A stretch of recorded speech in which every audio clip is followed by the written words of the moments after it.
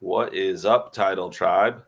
Welcome to our new podcast, Breaking Ball, featuring McD and Maddox.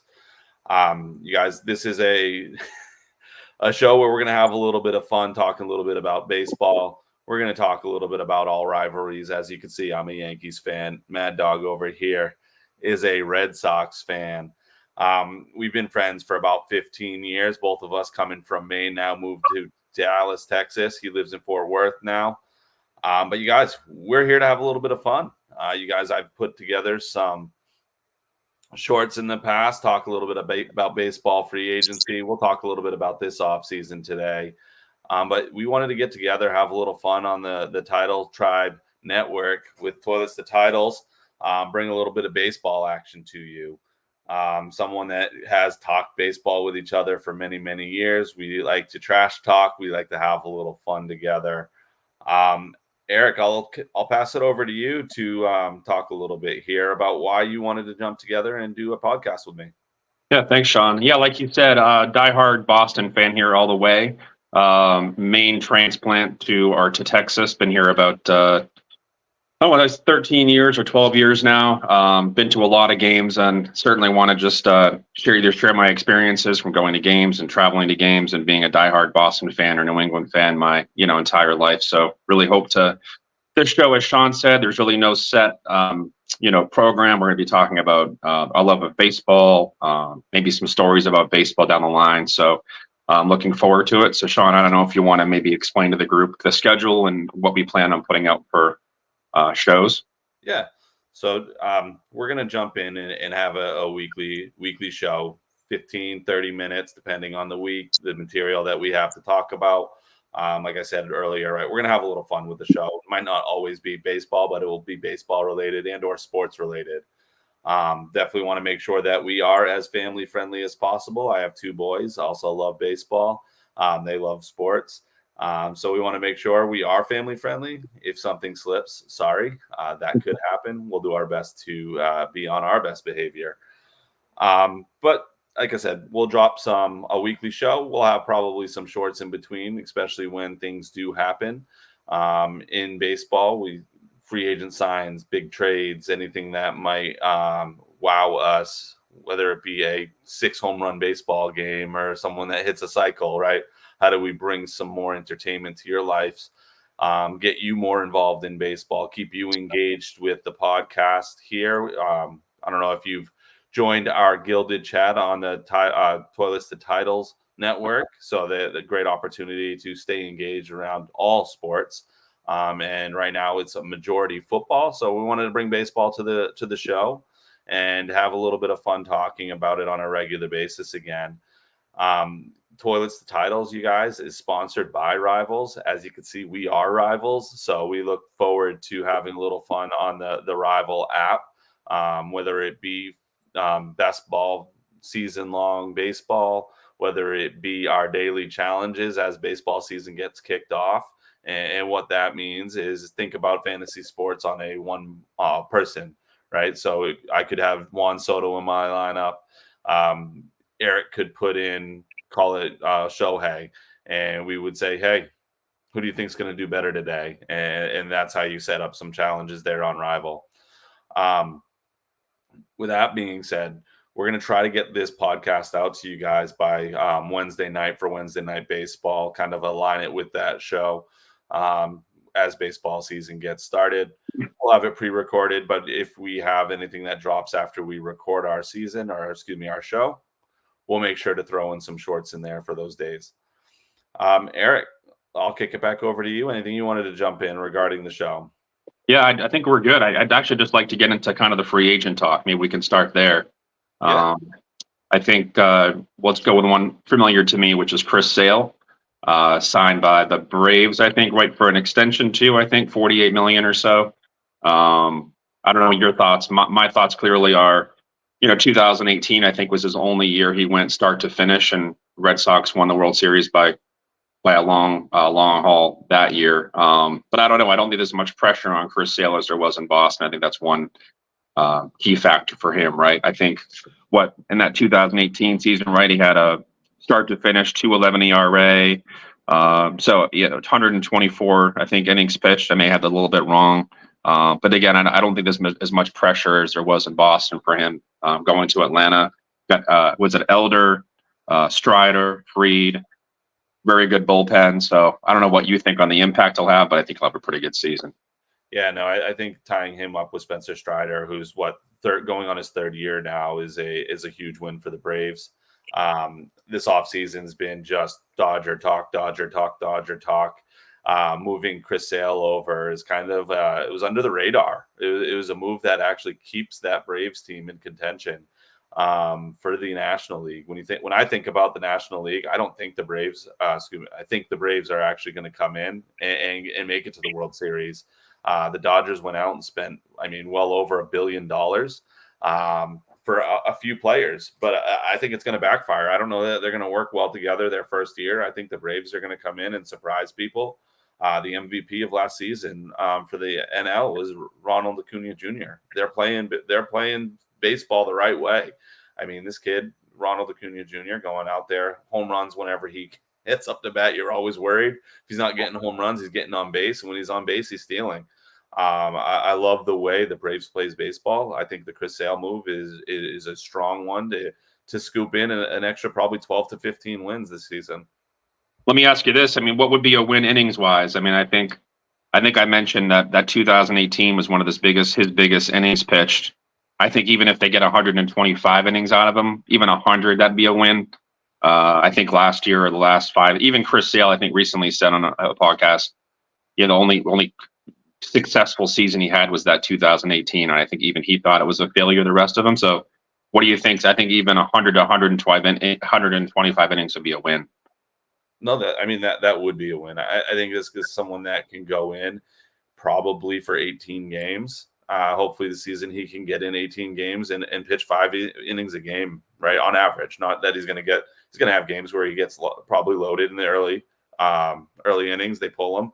But I think you'll see him go 6-7 innings a majority of the time. And then when he gets tapped, they'll pull him early. It won't go into his win-loss total because unless he just completely gets slaughtered. But if he doesn't go enough innings, it doesn't hurt him that way. I think he is good for 12 wins, though, this season. Well, you mentioned the big word hurting or hurt. As long as he doesn't get injured, knock on wood, that's kind of what we're looking at. I think we could move to another guy, Soto, who's going to a team that's going to finish second place to the Red Sox, finishing first this year. Soto, I'll let you go first. I don't know what you think of the impact he's going to make, but huge. What are your thoughts? The Yankees, I know you said second. I think that's the other team that's going to the World Series this year. I don't think they're done in the free agent market, or they're going to start making some trades. This team is loaded this year. Soto is. I just saw this earlier, and it's crazy to think, but Soto is still so young. He's 25. He's younger than Jason Dominguez, who just made his appearance in the Major League at the end of last season. Unfortunately, he got hurt, so he's not going to be there to start the season. But Soto is going to be an absolute monster.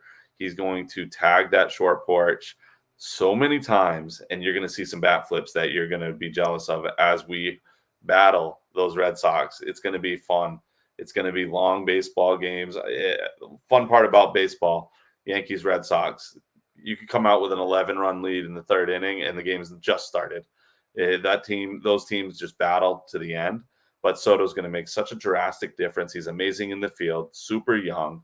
He's going to get a 15-year contract. I hope they pull something like the Dodgers did with Shohei's contract, with deferring some money so they can afford it. Give them $450, $500 million for 15 years. Let's go.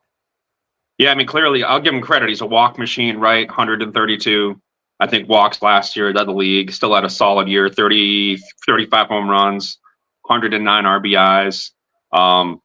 So I can't argue that. I'm not sure that he's going to get Shohei money, but here's a question for you. What impact will he have to Judge? Because Judge is going to center field.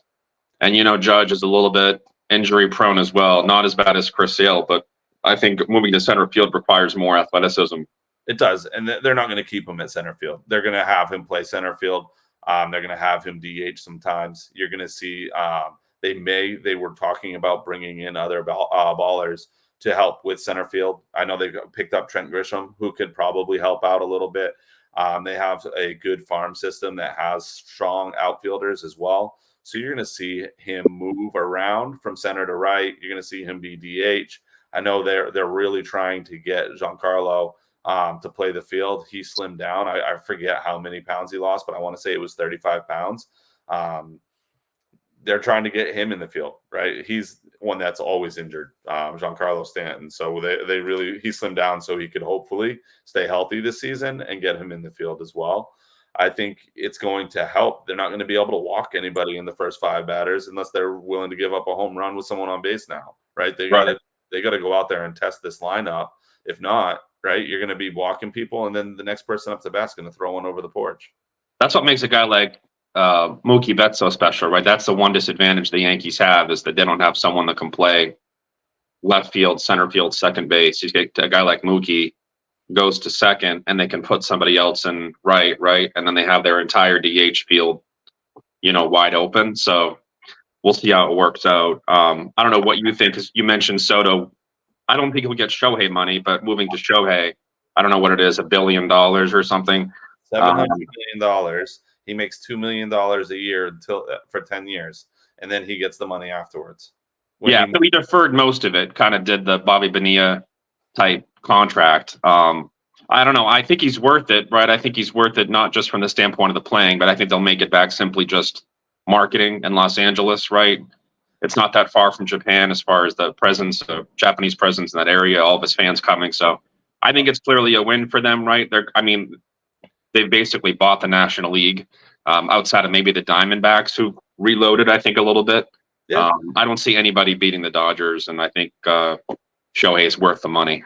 Yeah, I mean, that whole contract it's deferred money. They're going to make it from that Asian market. I was interested when there was talks about that plane going to Toronto. I was interested to see if they were going to pick him up, because that would have been 3 countries worth of marketing that Toronto would have been able to really bolster that revenue.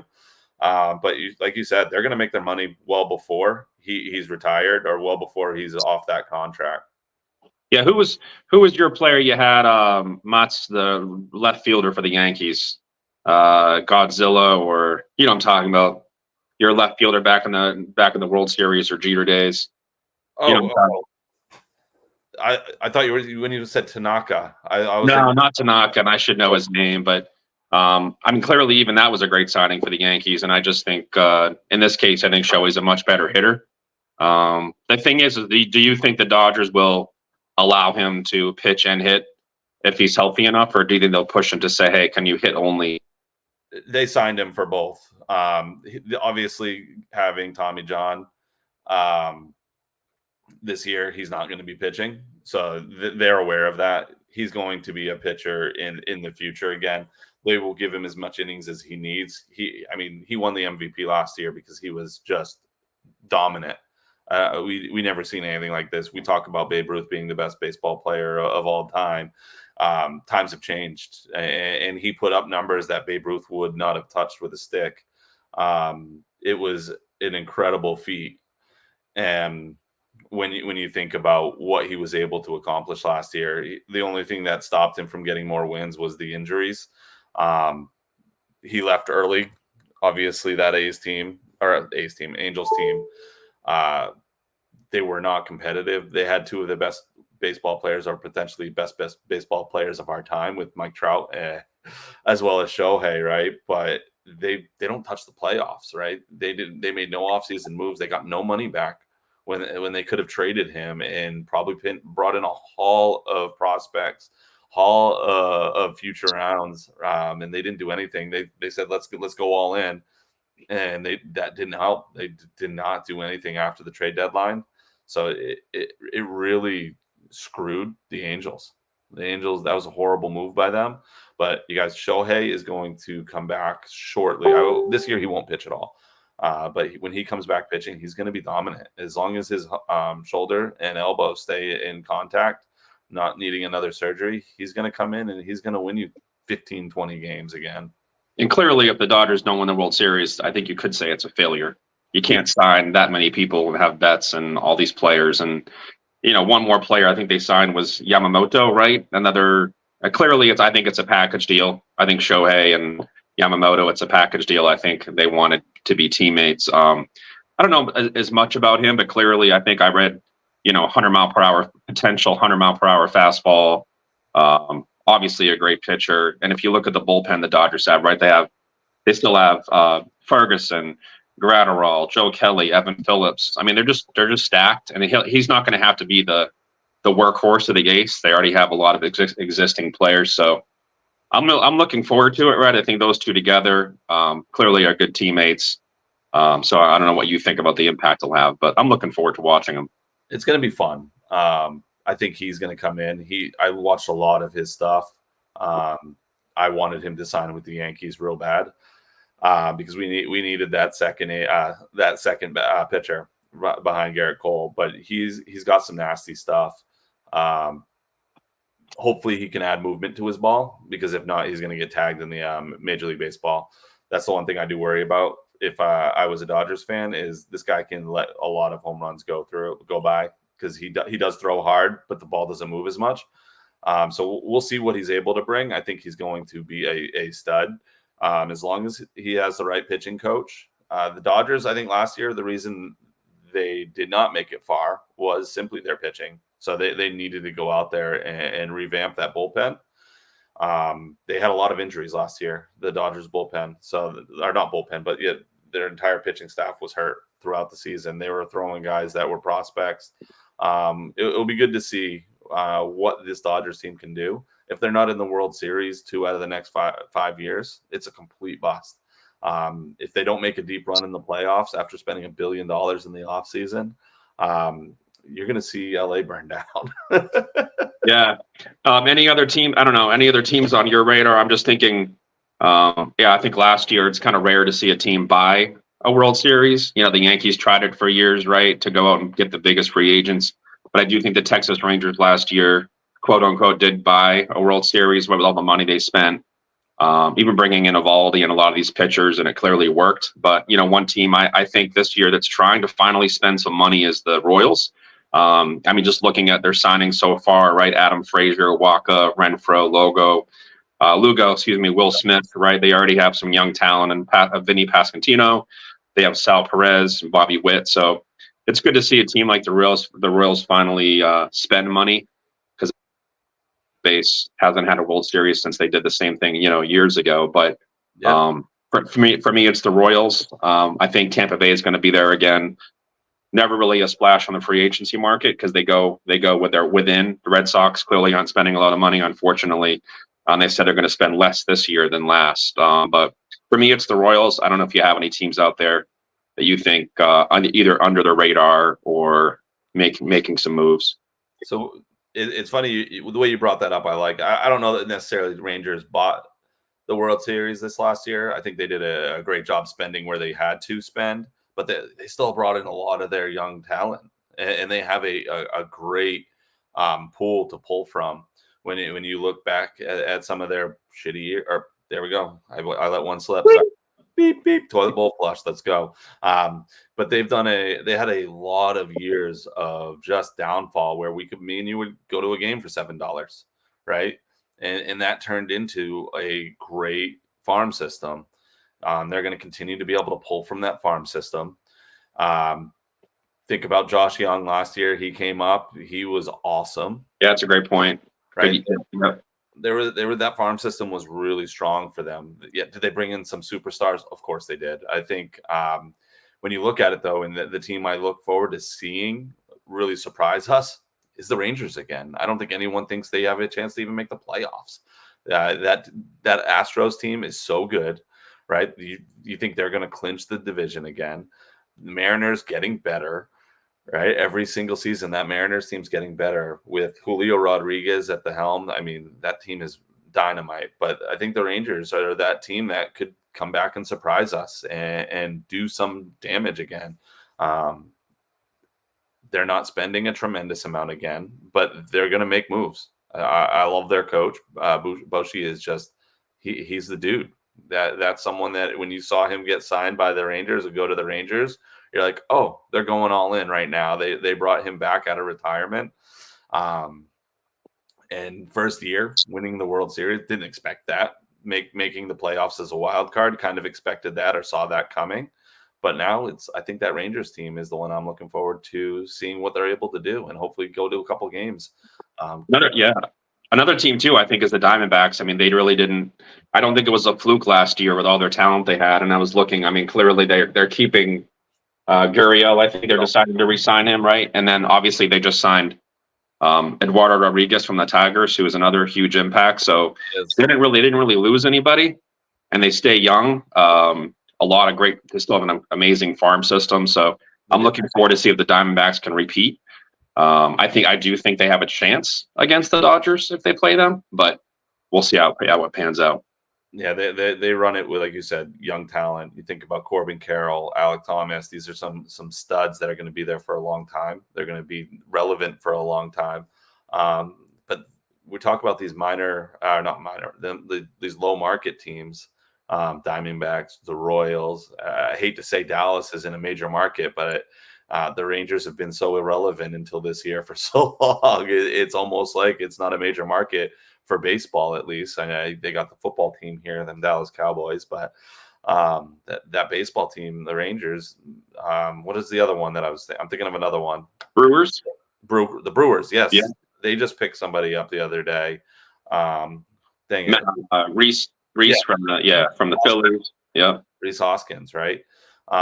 So there's a lot of teams going for it, and everyone's getting outshadowed by the Dodgers, right? When you think about their offseason moves, but they need to win. Everyone needs to win. Yeah.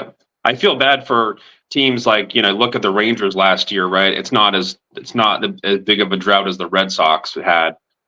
Great grandparents, things like that that got to see the last one, but you saw people in our area, Rangers fans crying, and Rangers never won.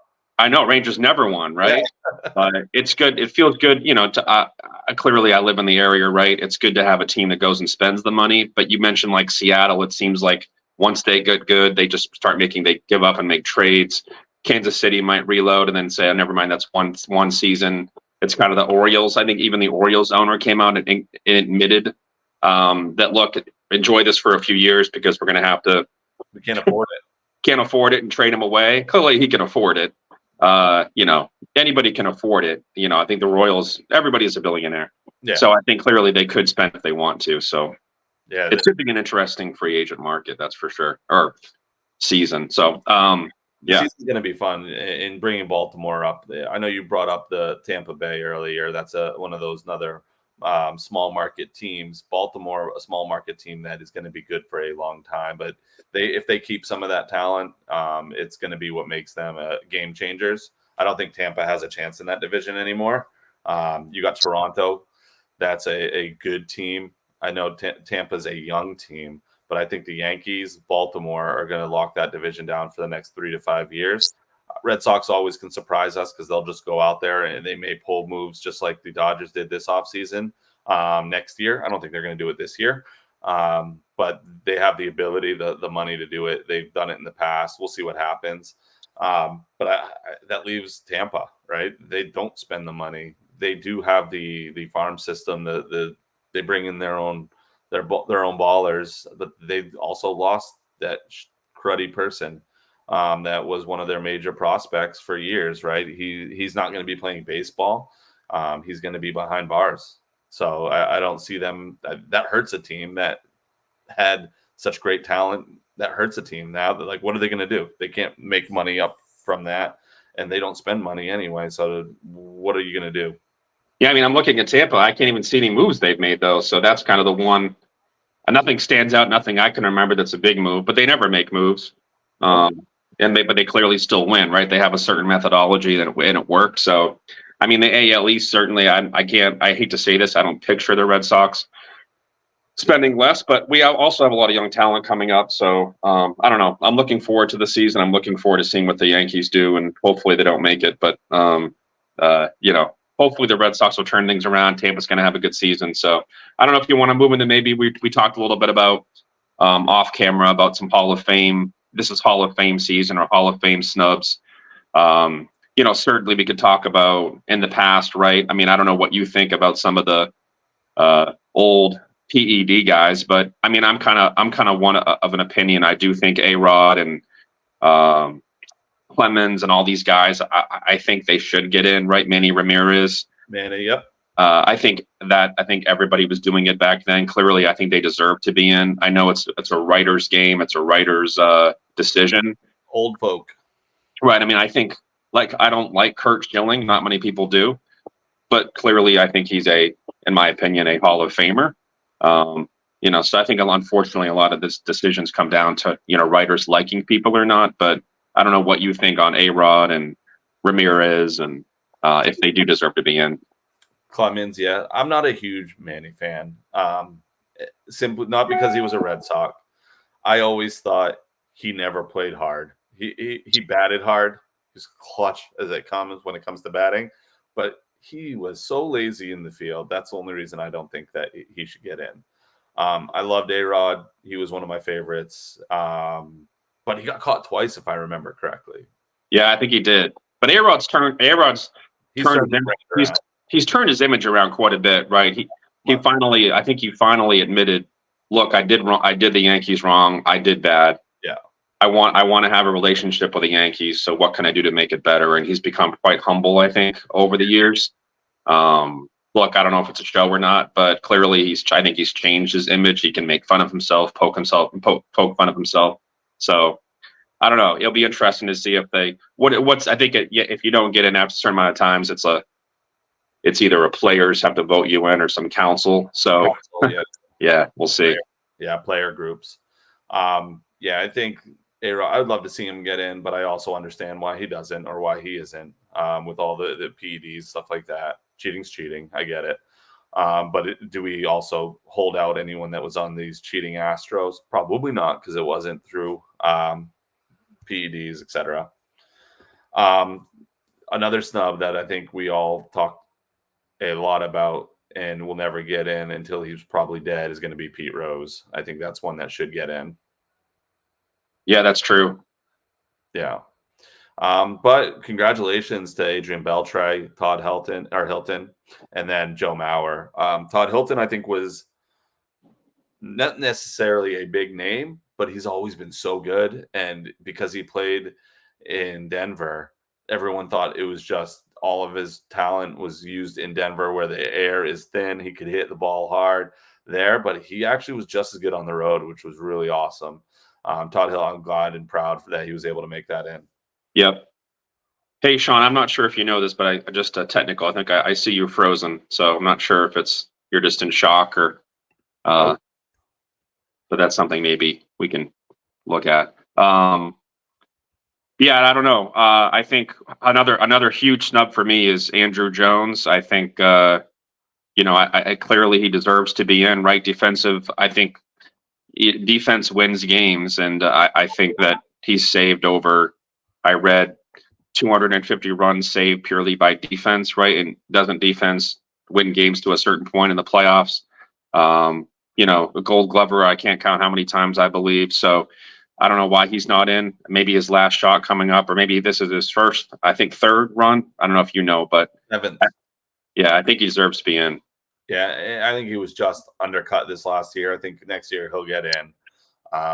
Andrew Jones was, for those that don't know me, I actually lived in Curacao for a few years. Andrew Jones is from Curacao.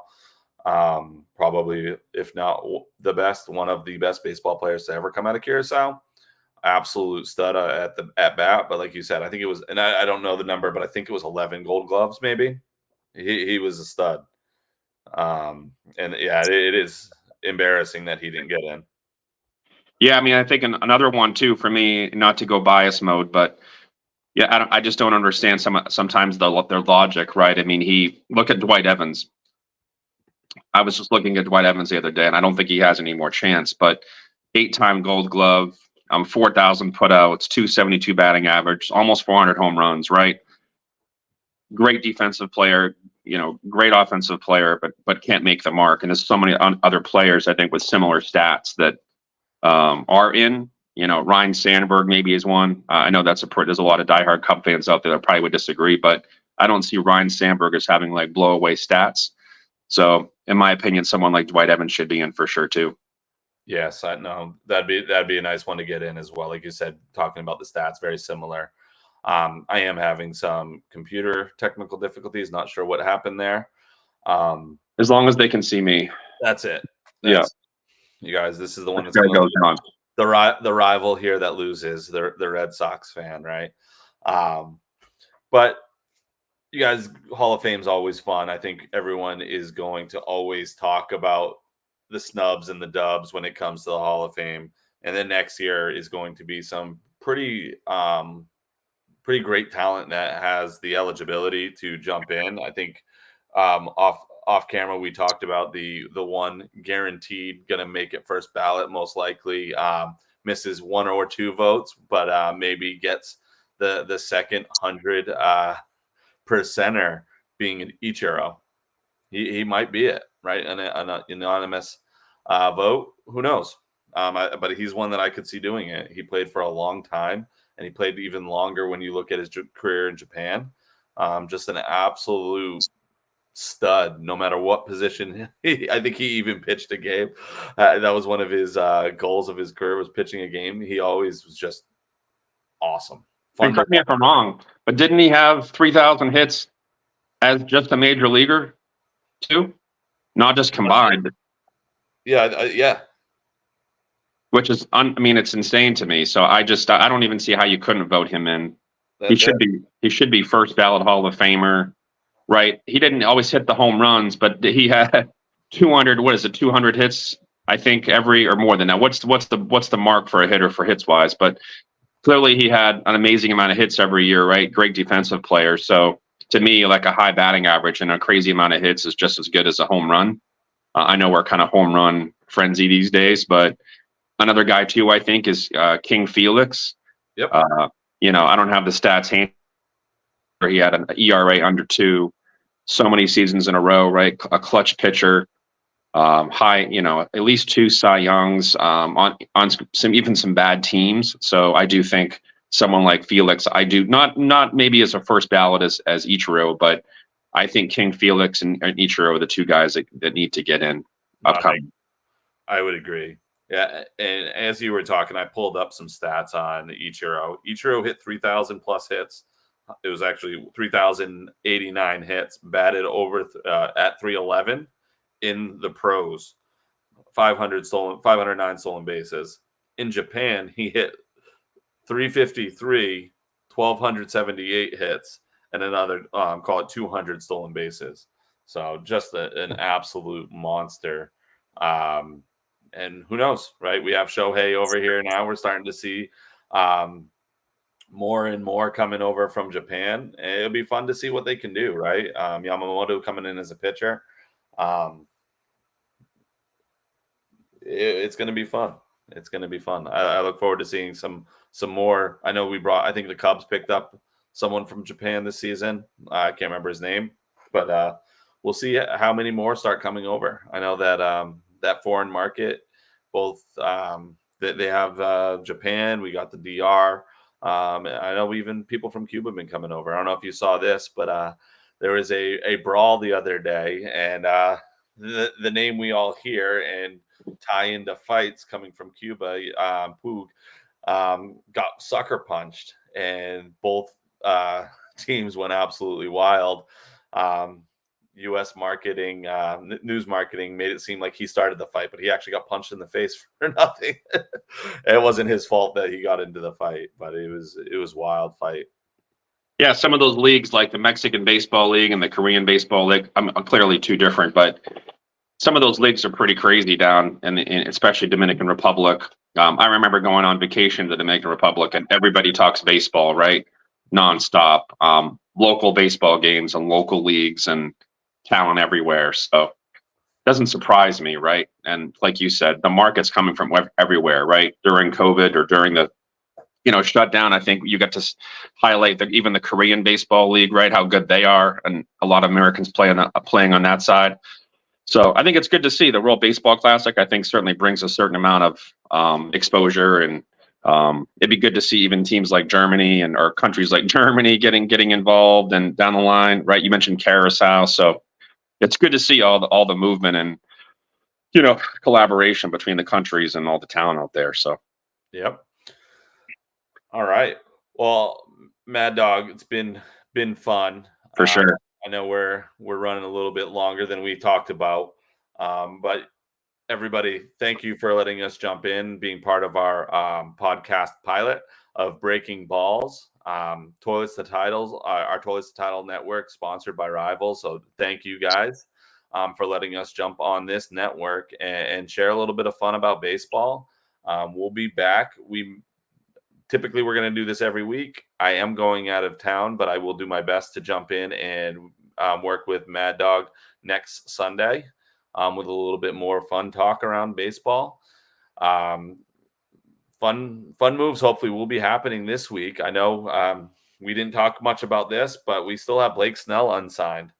So we'll see if he gets picked up. He's been made one offer by the Yankees, $150 million. Hopefully we'll be able to talk some more free agent signings or some trades by next week. I'll have to figure out why my computer camera decided not to work all of a sudden. That was a little bit awkward. But as things go, we'll flex and be flexible. With that being said, Rival, if you have not joined the Rival app, I would recommend doing it. It is a fun app you can use for football, for basketball. And then as baseball season gets going, give it a try, make some challenges. They have bingo cards, which are fun. They have season-long fantasy sports as well. Mad Dog is part of a Dynasty Fantasy Baseball League. So as we continue to do this, we'll have him talk a little bit about that big league that he's in. And I will also jump in and talk a little bit about some of my fantasy leagues. With that being said, you guys, it's been fun breaking balls together and having a little bit of rivalry here with us, Yankees versus the Red Sox. Yeah, for sure. Thanks, everyone. And Sean, I looked it up. I know why you're having problems. Yankees fans have slower internet. It's there. So, yeah. That must be it. Yeah. That must be it. But look forward to next week, everyone. Thanks. All right. Bye.